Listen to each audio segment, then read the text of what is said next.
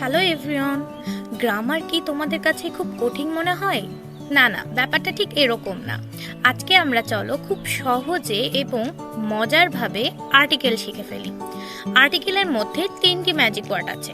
একটা হচ্ছে এ, অ্যান, আর আরেকটি হচ্ছে দি।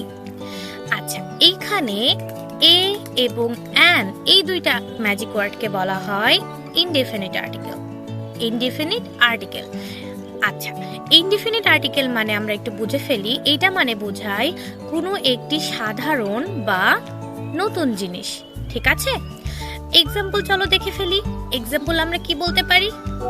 এ ক্যাট, এ বয়, অথবা আমরা কি বলতে পারি? এ টয়, রাইট? এখন এখানে একটা বোঝার বিষয় আছে, সেটা হচ্ছে কখন আমরা এ ইউজ করব আর কখন আমরা অ্যান ইউজ করব।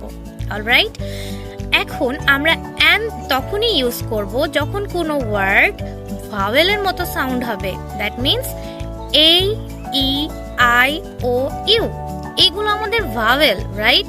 এগুলোর মতো যদি কোনো ওয়ার্ড সাউন্ড হয় তখন আমরা ইউজ করব অ্যান। এইটার ক্ষেত্রে কিছু এক্সাম্পল তোমরা বলতে পারো, যেমন হচ্ছে apple, an apple, an ant.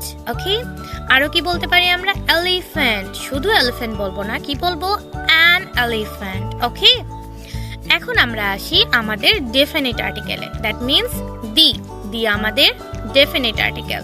এইটা মানে বোঝায় কোনো একটি জিনিস যেটা নির্দিষ্ট করে বোঝাবে, তখন আমরা ইউজ করব দি। যেমন আমরা বলতে পারি the river, the Padma river. এটা নির্দিষ্ট করে বোঝানো হচ্ছে। বাচ্চারা দেখলে তো আর্টিকেল কত সহজ।